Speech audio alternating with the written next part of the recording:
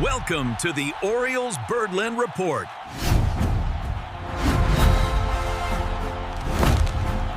With only hours remaining before Major League Baseball's trade deadline, the Baltimore Orioles find themselves facing a problem that isn't new, but one that's become impossible to ignore over the past several weeks. Pitching depth remains one of the organization's biggest weaknesses. As the front office weighs its final moves before the deadline, the biggest question around Birdland isn't just what Baltimore might do today. It's what Mike Elias and his staff are truly building toward for 2027. Here's what I'm hearing. Back in early February, the Orioles unveiled their new player development complex, a state-of-the-art facility featuring indoor batting cages, a full indoor infield, and an advanced biomechanics lab. It was another major investment in player development, and another sign that the organization remains committed to building from within. But despite all that infrastructure, the reality looks very different. The big league club is still heavily dependent on pitchers acquired from outside the organization, while the farm system simply doesn't have enough arms that appear ready to step into meaningful rotation or bullpen roles in the near future. That's the same issue that haunted Baltimore a year ago, and it still hasn't been solved. For Orioles fans, the takeaway is pretty straightforward. The team you're watching today wasn't built to make a deep postseason run, and while the current rotation has managed to keep Baltimore in the wild-card race, there isn't another wave of MLB-ready pitching lined up behind it for 2027. You can see it throughout the upper levels of the farm system. Pitchers like Trey Gibson and Nestor German are among the organization's most advanced prospects, but evaluators continue to raise legitimate questions about command consistency and whether their stuff will translate against major league hitters. That leaves the Orioles in a difficult spot.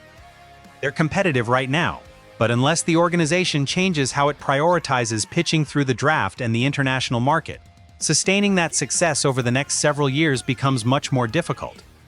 The financial side only adds another layer to the conversation.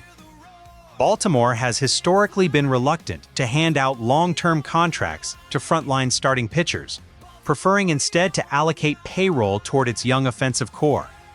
That philosophy has helped preserve flexibility, but it also creates a recurring problem every offseason. Whenever the organization needs outside pitching help, it enters a market where reliable starters become expensive almost immediately. Industry analysts believe that if the Orioles plan to rebuild the rotation externally, as internal signs increasingly suggest, they'll likely have to dedicate a significantly larger portion of their payroll to pitching in 2027.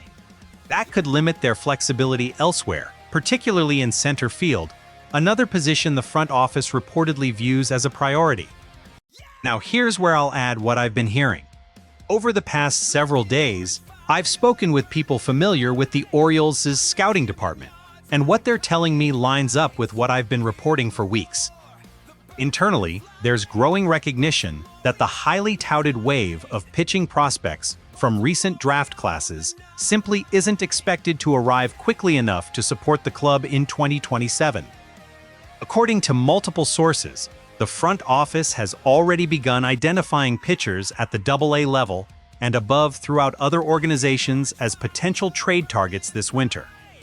The Dodgers, Rays, Brewers, and Guardians continue to stand out as organizations Baltimore is watching closely because of their long track records of developing quality pitching. I've also been told there's internal discussion about addressing the club's center field situation before making a major push to rebuild the rotation, suggesting the organization has already established a rough order of priorities, even if those plans haven't become public yet. Meanwhile, the AL East isn't getting any easier. The Yankees and Red Sox continue operating with payrolls that allow them to absorb long-term contracts for premium starting pitching, widening the competitive gap whenever Baltimore hesitates to make similar investments. The Rays remain perhaps the most frustrating comparison. They're the blueprint the Orioles have tried to follow for years, yet Tampa Bay continues producing impact pitchers from its farm system on a consistent basis, while Baltimore still struggles to create that same pipeline. That's become one of the biggest talking points behind the scenes. The facilities have improved. the resources have improved. But the organization's ability to consistently develop major league pitching still appears to trail some of its biggest division rivals. From my perspective, the Orioles are approaching a crossroads that extends well beyond this year's trade deadline. Repeating the strategy of the past 2 summers, moving veterans, stockpiling position player prospects, and delaying major investments in pitching would be a significant mistake. The organization already has plenty of offensive talent climbing toward the majors. What it lacks is enough pitching to match it. If the front office truly plans to acquire 5 to 7 more established pitchers from outside organizations before spring training in 2027, as my sources suggest, it would represent the clearest shift in organizational philosophy we've seen in years. But I'm going to keep looking for actions instead of promises. We've heard the "help is coming" narrative before. Birdland remembers how that story ended. Over the coming weeks, the front office is expected to wrap up any remaining deadline business before shifting its attention toward free agency and off-season trade discussions involving established major league pitchers. The organization will also have important decisions to make regarding pending free agent relievers and whether strengthening center field takes priority over rebuilding the starting rotation. Those conversations are expected to continue throughout the offseason and into spring training. And you can count on Orioles Birdland Report to keep you updated every step of the way.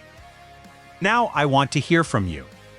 If you were running the Orioles today, would you go all in on proven pitching for 2027, even if it meant sacrificing payroll flexibility to address center field? Or would you stay committed to the young offensive core and trust the farm system to finally produce the pitching this organization has been waiting for?